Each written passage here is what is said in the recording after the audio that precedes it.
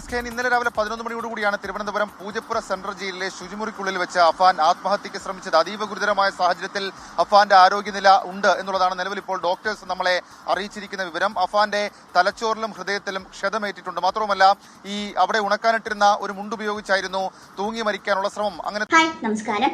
വെഞ്ഞാറമൂട് കൂട്ടക്കൊലപാതകം ആരും അറിഞ്ഞിട്ടുണ്ടാവാൻ സാധ്യതയില്ല. കുടുംബത്തിലെ 5 പേരെ അതിദാരുണമായിട്ടും ക്രൂരമായിട്ടും കൊല്ലുകയുണ്ടായിരുന്ന ഒരു വ്യക്തിയാണ് ഈ അഫാൻ എന്ന് പറയുന്ന ആള്.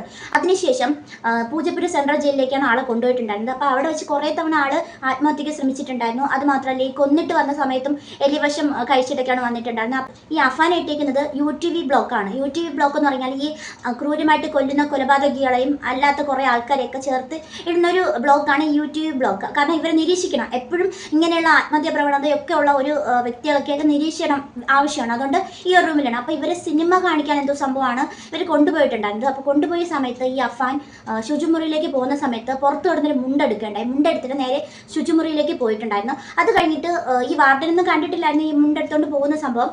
അത് കഴിഞ്ഞിട്ട് കുറേ നേരവും കാണാത്തതുകൊണ്ട് ഈ വാർഡനൊന്നും തുറക്കുന്നില്ല. അങ്ങനെ ചവിട്ടി പിടിച്ചപ്പോഴാണ് അഫാൻ തൂങ്ങി നിൽക്കുന്നതായിട്ട് കണ്ടത്.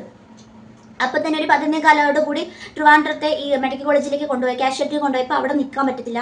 അതുകൊണ്ട് അവിടുന്ന് വീണ്ടും വെന്റിലേറ്ററിലേക്ക് മാറ്റിയാണ്. ഈ ആൾ മരിക്കും എന്നുള്ള സാധ്യത ആകുമ്പോഴത്തേക്കാണ് ആ ഒരു സംഭവത്തിലേക്ക് മാറ്റുന്നത്.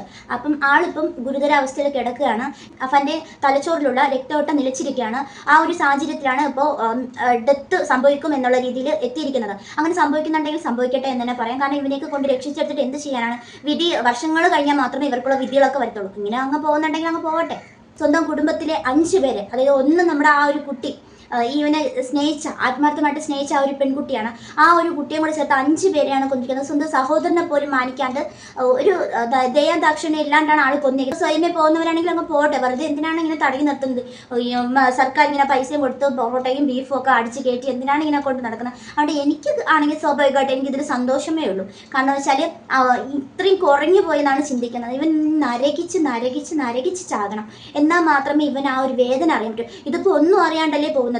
എന്തോ തൂങ്ങി മരിക്കുന്ന ഒരു ഇതിനാണ് പിന്നെ ഹോസ്പിറ്റലിൽ കൊണ്ടുപോകുന്നത്. പിന്നെ അത് പെട്ടെന്ന് അങ്ങ് തീരുന്ന കാര്യമില്ലേ? അതിനെക്കാട്ടി നരകിച്ച് ചാകുന്നതാണെങ്കിൽ കുറച്ചും കൂടി എല്ലാവർക്കും സന്തോഷമാണ്. പക്ഷേ പോലീസുകാർക്ക് വീഴ്ച വരുന്നിട്ടുണ്ട്. കാരണം അവരുടെ ഒരു ശ്രദ്ധ കുറവാണ് ഇടയ്ക്ക് വച്ച് സംഭവിച്ചിട്ടുണ്ടായിരുന്നു. പക്ഷേ ആ ഒരു സംഭവത്തിൽ മരിക്കുന്നുണ്ടെങ്കിൽ മരിക്കട്ടെ എന്ന് തന്നെയാണ് എല്ലാ ആൾക്കാരും. എന്തിനാണ് ഇങ്ങനെയുള്ള ആൾക്കാരെ വെറുതെ ജയിലിനകത്ത് കൂട്ടിയിട്ട് ആൾക്കാരുടെ എണ്ണം കൂട്ടുന്നത്? ഇവർക്കൊക്കെ നല്ല ശിക്ഷകൾ നേരത്തെ കൂട്ടിയാൽ കൊടുത്തുന്നെങ്കിൽ ഈ ഒരു കാര്യം അവിടെ നിൽക്കുമായിരുന്നു. വെറുതെ ഇവനെക്കുറിച്ച് ഇനി ആരും സങ്കടപ്പെടില്ല. സ്വന്തം അച്ഛൻ പോലും ഇല്ല ഇവനെക്കുറിച്ച് ഇനി സങ്കടപ്പെടാൻ വേണ്ടിയിട്ട്.